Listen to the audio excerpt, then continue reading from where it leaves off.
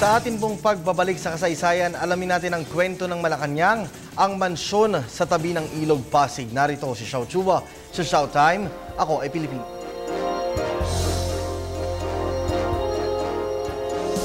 Makasaysayang araw po, it's Showtime! 212 years ago, November 16, 1802, nang ipagbili ng mayamang si Don Luis Rocha sa halagang 1,100 pesos lamang ang kanyang mansyon sa tabi ng Ilog Pasig kay Colonel Don Jose Miguel Formento. Ang mansyon na ito ay ipagbibili naman ni Formento sa pamahalang Espanyol matapos ang ilang taon, 1825, sa halagang 5,000 pesos na. Ang mansyon ay tinawag na Malacanang. Malacanang? What's that? Pokemon! Ang salitang Malacanang, ayon sa sabi-sabi, ay nagmula sa Malacanang o maraming malalaking nilalang dyan o Malacanya o masamang kawayan. Noon kasi maraming kawayan doon na sinasabing pinamumugaran ng mga maligno. Hanggang ngayon, sa puno ng balete doon, may isang multong tinatawag na Mr. Brown. Pero sa pananaliksik ni Manolo Quezon, Jeremy Barnes at Paulo Alcazaren sa kanilang komprehensibong kasaysayan ng palasyo, may binanggit silang Spanish historian na nagsabi noong 1877 na ang Malacanang sa wikang Espanyol ay lugar ng mga mangingisda. Maaaring tinutukoy ito na mamamalakayahan. Noong 1847, ang posesyon na ito ng pamahalaan ay naging opisyal na summer residence ng Gobernador General ng Pilipinas. Simula kay Gobernador General Narciso Claveria na kilala bilang nagpalit ng mga apelido natin. Pansinin na panahon pa lamang ng mga Espanyol sa mga plano ng palasyo na ginawa ni Arkitekto Luciano Oliver, wala ng G ang Malacanang.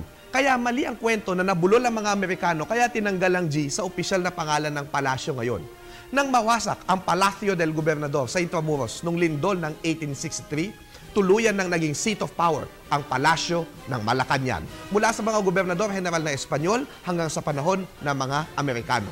Bahain ito, well, hanggang ngayon.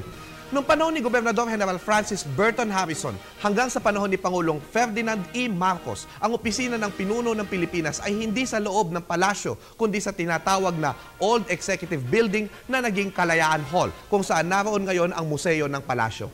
Noong panahon ng Hapones, ayaw ni Jose P. Laurel na naroon sa loob ang mga gwardyang Hapones at nakikipagkita pa siya doon sa mga gerilya. Sa panahon ni Ramon Magsaysay, binuksan niya ang mismong palasyo sa mga tao upang siya mismo ang makinig sa kanilang mga hinaing. Medyo naapektuhan ng ilan sa mga rag at kasangkapan sa palasyo dahil dito. Kung akala nyo itong larawan ng palasyo ngayon, nagkakamali kayo. Panahon nito ni Magsaysay kung kailan nakakapag-relax pa kasama ng bisita sa veranda. Dahil sa bumabahong ilog at dahil sa mga banta sa kanyang seguridad, sa panahon ni Ferdinand Marcos, lubos na nabago ang palasyo at sumailalim ito sa isang massive renovation.